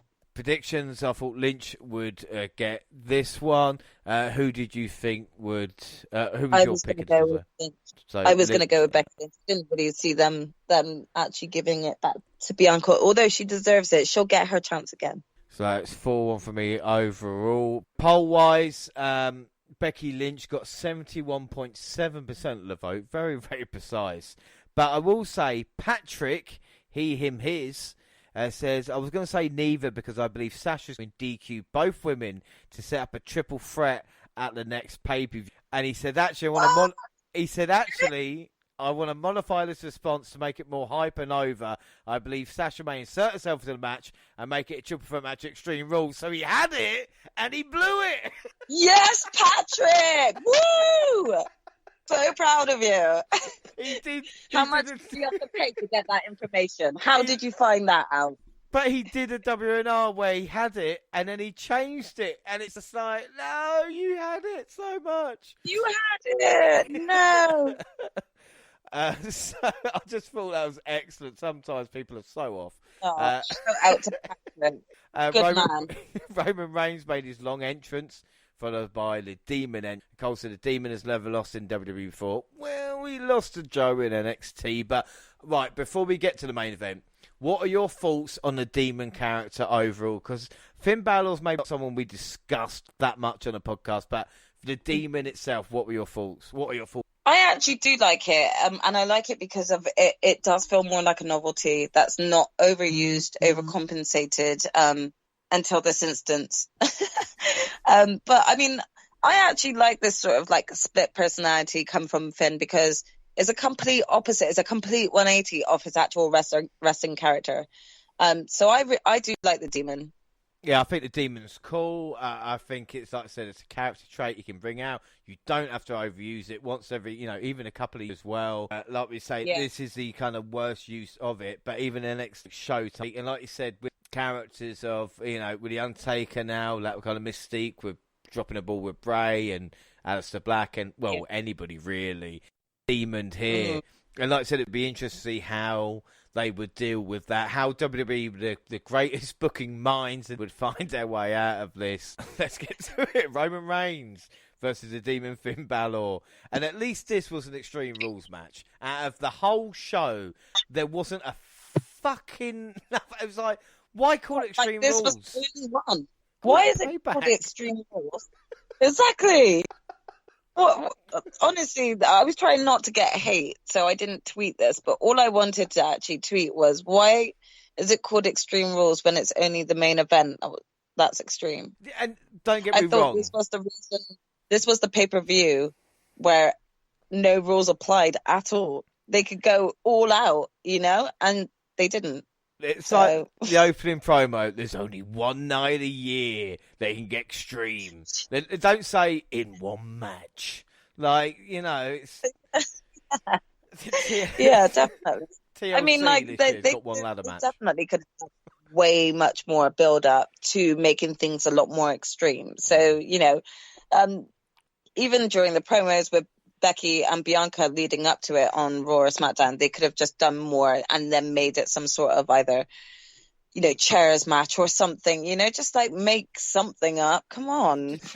I always remember, this is a football reference, but it'll work well here. And Harry Redknapp once said to Roman Pavlichenko on the pitch, fucking run about a bit. And that's as simple as it is. You know what I mean? Just do something. Exactly. I felt like I could have put on a better show than this. But in terms of like making these wrestling matches like extreme, not as in the wrestling itself. It's called Extreme Rules. Yeah. Book the fuck. Exactly. Or rename the pay-per-view so that not everyone is thinking that this is going to be an Extreme Rules pay-per-view. I dare them to name a show like, you know what I mean, or something like B-pay. Just call it that. If we even want to go any further, we could actually discuss and question what the tactics was behind Raw, because Raw was way much more extreme 24 hours after Extreme Rules. So someone explain that to me. It doesn't make any sense whatsoever, you know. But like I said, good main event. And like I said, Reigns versus the Demon. They locked up, and the Tribal Chief pushed the Demon down. He stood back up immediately. Balor for Reigns nailed him. The crowd chanted for tables as Reigns grabbed a chair, and Balor tried to grab a table, but the title holder hit the drive by his head. They fought into the crowd and ended up by the deaths used by the kickoff crew. Reigns slammed the Demon onto it, and he recovered and put the Tribal Chief through a table with a flying cross body. Interesting to see Reigns wearing a mask, and people, maybe wondering why. And let's not forget, where Roman Reigns is and where we are in the world. That it's not just back to, Exactly. And, I did see a lot of divided opinions on this. And the one thing that I will say is the minute I saw him put a mask on, I had a lot of greater respect for him. Mm-hmm. You forget that the man actually had to leave the company due to the fact of having leukemia. Yeah.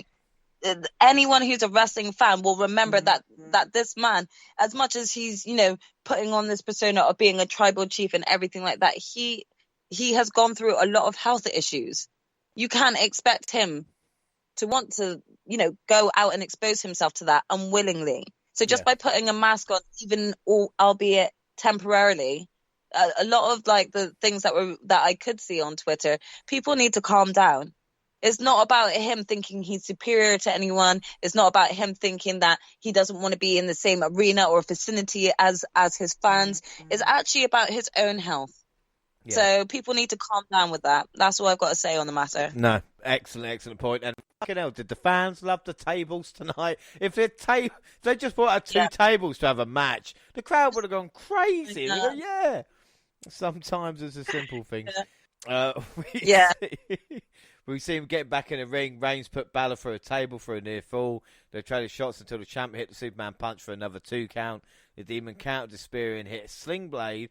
Reigns fired back with his spear, but Balor kicked out and hit a low blow at the same time. And at this point, I'm going, oh, wait a minute, because obviously we spoke about on SmackDown this happening, a bit of foreshadowing. Yeah. Would it lead to it? We see this Demon start to build up a head of steam and hit the coup de grace, but then the Usos pulled him out of the ring to break up the pin and beat him down. The Demon managed to take them out and put Jay through a table. I don't think people were expecting that. Like right through the announce table. No. Like, right before running into Reigns spearing him through the barricade. That is of action were incredible. Like you go, whoa, shit. Yeah. No, I definitely wasn't expecting that move to come from them. So it was quite one of those. It was like a holy shit moment, wasn't it? Without a doubt. And then that would have been fine. But then Balor's music began to play, and he started jerking movements as I'm doing right now. God, that was a bit awkward.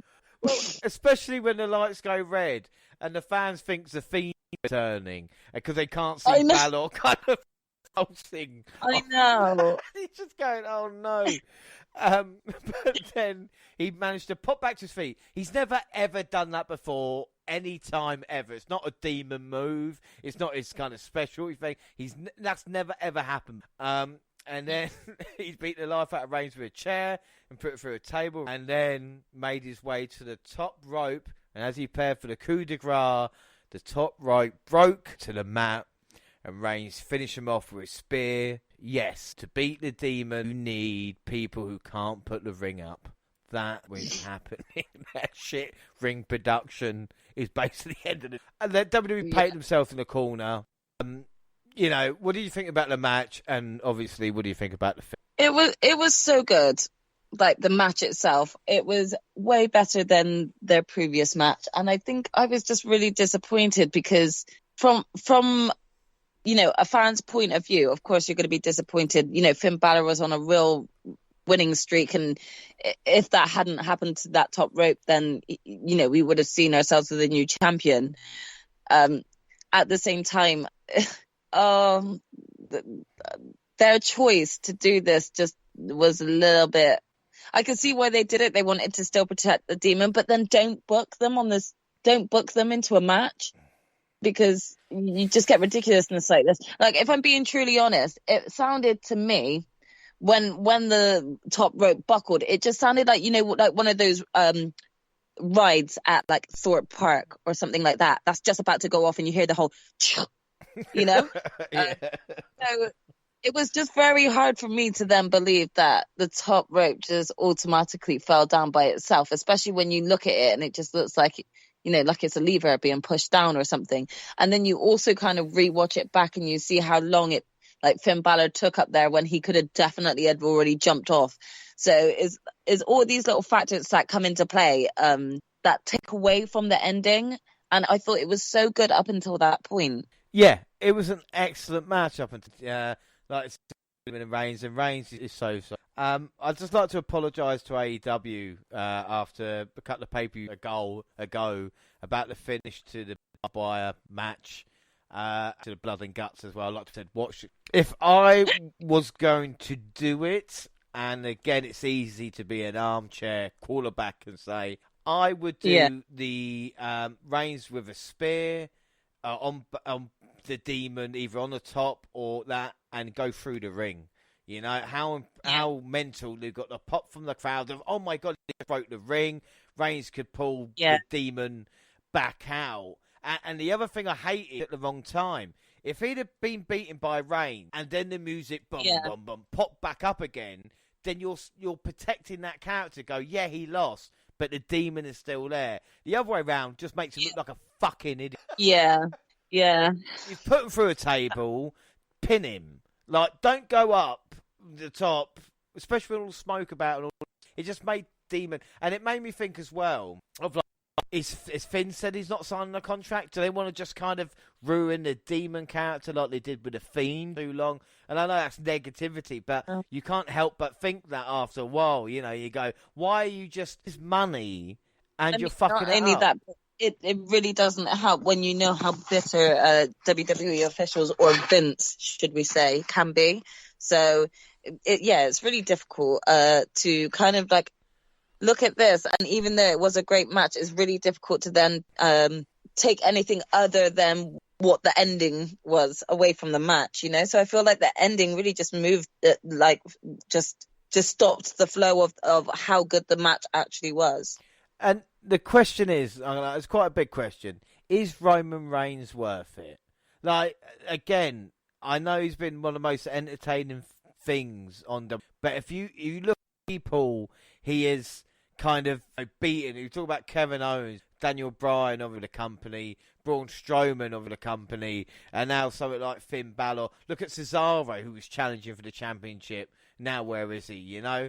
Even kind of Jey Uso. Is it worth having Roman Reigns to be all and end all if the talent are getting sacrificed? Yeah, it's a difficult one, isn't it? Because I think I'm split halfway, because whenever Roman's been dominating SmackDown, and I actually think that this has been like sort of a lot of SmackDown has been a lot of the WWE content that I have been enjoying consistently throughout this year. And I'm not saying it's completely all Roman, but I think that a lot of like the storylines he's been a part of have been very good. It's just very difficult because it's hard when you see a lot more other talent being overlooked because of this, you know? It's almost like the greater good, you know, the good of the many outweigh the good of the few, whatever it is, you know, like we're going to have to sacrifice some good talent to hopefully, you know, because who's going to beat Roman Reigns now? Like, you know, whoever beats should be a kind of made man or whoever it is, and I just hope they don't, you know, it's not The Rock. No offense to The Rock, but do you know what I mean? Like, no, you have to... It's not Rock. You know, like, or Drew McIntyre. Like, I love McIntyre, but is he the right guy to be, you know, because this is a big thing now, and I know Reigns going to hold the title for as long as he can. I know Brock Lesnar's, but even then, have Brock Lesnar interfere and the Demon hold the title, because he's got a history. I would like that. You know, you could always switch it back on a SmackDown after Crown Jewel, like, because then you go to Crown Jewel, you go, Brock Lesnar versus Reigns for the title, or wonder who's going to win that. You know, like... Yeah.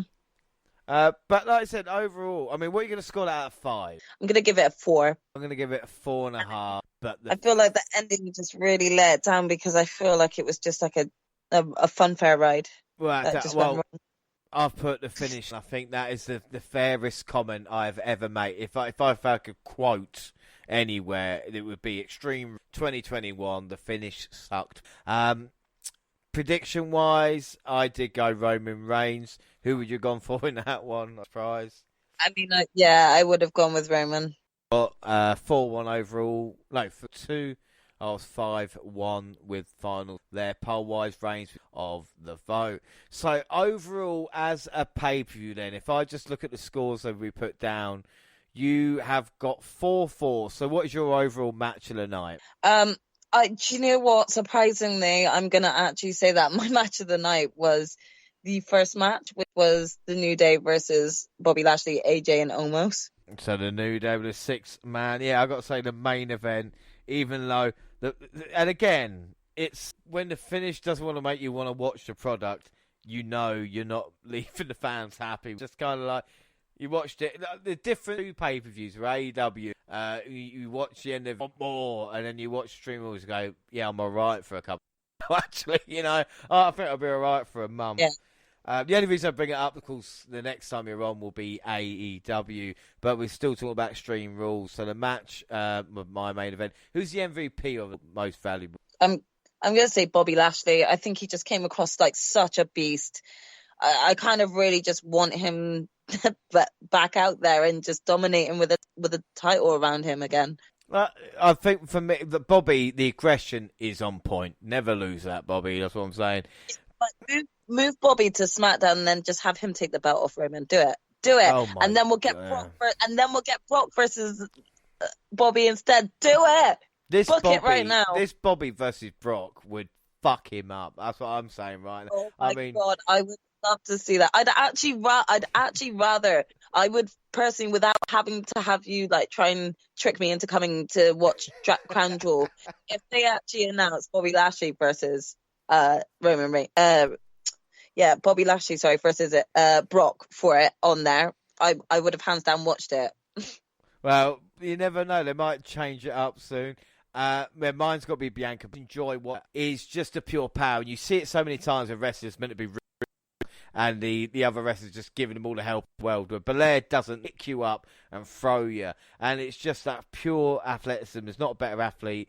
And to come up short, but still be involved with, arguably best women, good times for her. Like I said, the future is bright for her. They can't drop them. She's my MVP of the night. What is your overall rate out of 10 for Extreme Rules? I'm going to give it an overall a 4 out of 5. Out of 10. Oh, out of 10. Well, if it's out of 10, then I'm going to give it a 6 point. No, I'll give it a 7 because if I did enjoy it. I feel like a lot of the endings of the matches ended up taking away from how good the pay-per-view could have actually been. So that's why he's going to get a 7. I think that's fair enough. I'm going to give it an 8 because, like you said, I'm not maybe harsh ratings, but to get up there be quite good. An 8 is pretty standard because the thing is, if you hadn't watched apps, nothing at all. Yes, there was 7 good matches on there, but there's nothing that, not right. Again, slight disappointment, but we did ask everyone what they... Amish Man posted a gif of Jeff Goldblum staring at a massive pile of... I don't know what he thinks there. Jim said, I was so good I fell asleep 3 times. Jeremy said he didn't watch. So I love the response from the people. I mean, well, I did say to Jeremy just listen Wednesday. So Jeremy, if you are listening, awesome. Hi, Joe. Awesome was 5.6%. Great was good was 38. So overall okay. And I think you and I would really agree on that. Yeah, pretty much. Well, that is it. Don't forget, we're across all social media. Twitter at the WNR Podcast. I'm at the WNR. Jaxie, do you want to tell them where you're at? Yep, I'm across Instagram and Twitter, and you can find me at Jaxie Scarlett. WNR also on Facebook and Instagram, across all the Google platforms. Let's email at WNR.com with all latest clips and podcasts at the same time on YouTube as do SoundCloud on your phone, and also Spotify and iTunes where you can download, subscribe, rate, and review there. So that is it. Our next episode is more Jaxie. And do you know what? This WWE wasn't bad. I was expecting the worst, and actually it was alright in the end, Yeah, I mean, again, I think I came in looking to watch Extreme Rules with great anticipation of probably how bad I thought it was going to be, and it surprisingly wasn't. So yeah, Well, give kudos to WWE this time around. Without that, but next week the real fun, like we said, is actually saying to AEW, including Grants. Until then, I have been James Rowlands, and I was joined by the fantastic Jaxie Scarlett. Thanks, should have you on. Thank you. Thank you for having me again, and let's look forward to hearing my lovely review about Crown Jewel, shall we? Yeah, without that, we wait with bated breath. But like I said, I've been joined by Jaxie. Thanks for listening, everybody, and bye. Bye.